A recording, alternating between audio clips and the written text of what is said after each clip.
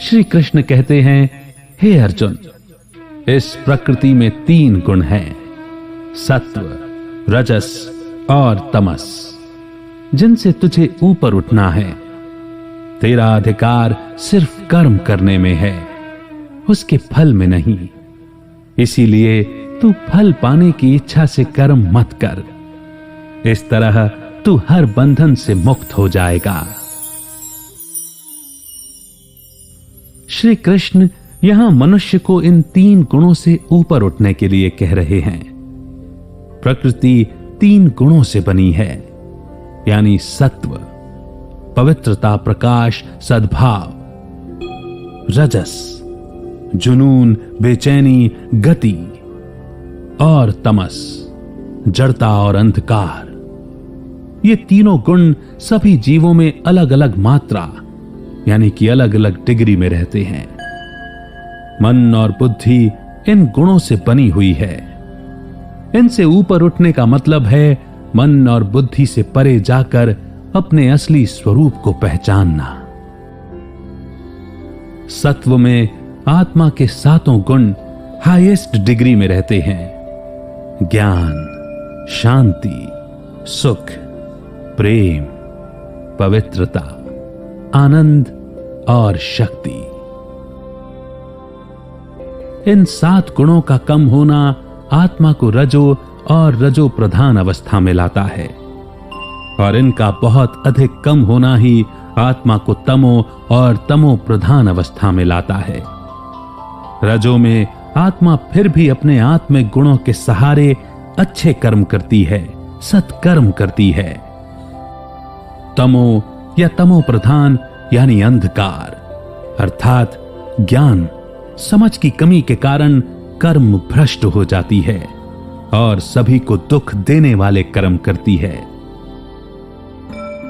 श्री कृष्ण आगे समझाते हैं कि इंसान को भविष्य के बारे में काल्पनिक डर और चिंता में अपना आज बर्बाद नहीं करना चाहिए, बल्कि आज पूरी मेहनत और लगन से कर्म कर अपने जीवन के हर पल को फलदायी और सार्थक बनाना चाहिए।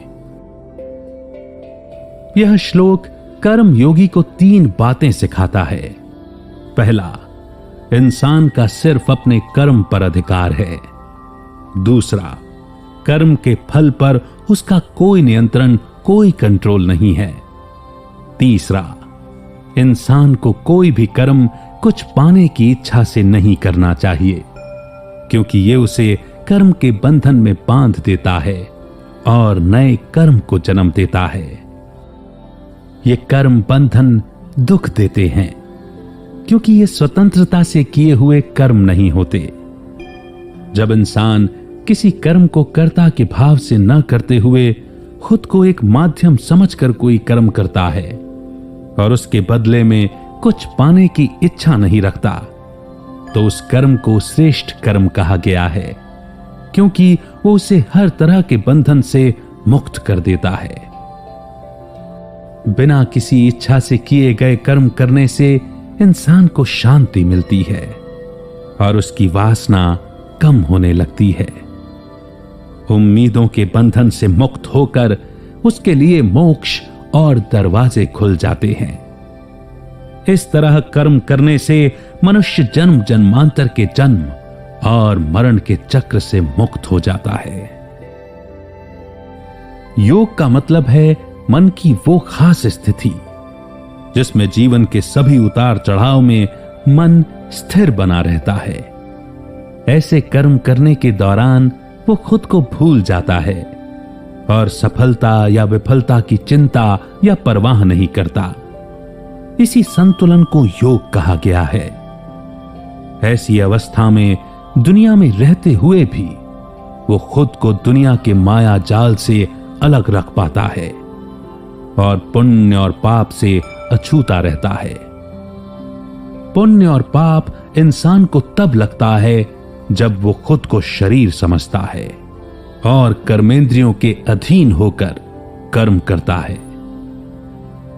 अगर वो खुद को इस पहचान से अलग कर दे तो पुण्य और पाप का उस पर कोई प्रभाव नहीं होगा और इस तरह जो कर्म पहले हमें बंधन में बांध रहे थे, वही अब मुक्ति का साधन बन जाते हैं।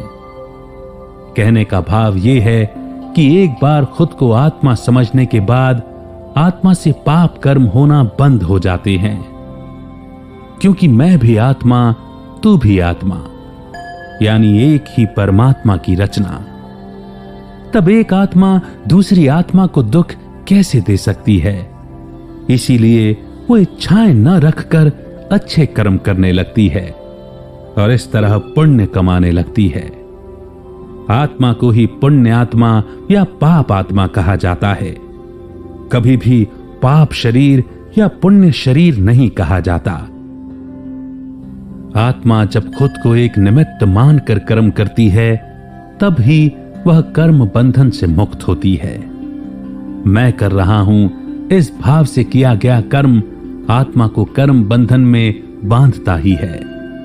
साथ ही आत्मा का अपनी कर्मेंद्रियों पर नियंत्रण हो जाता है।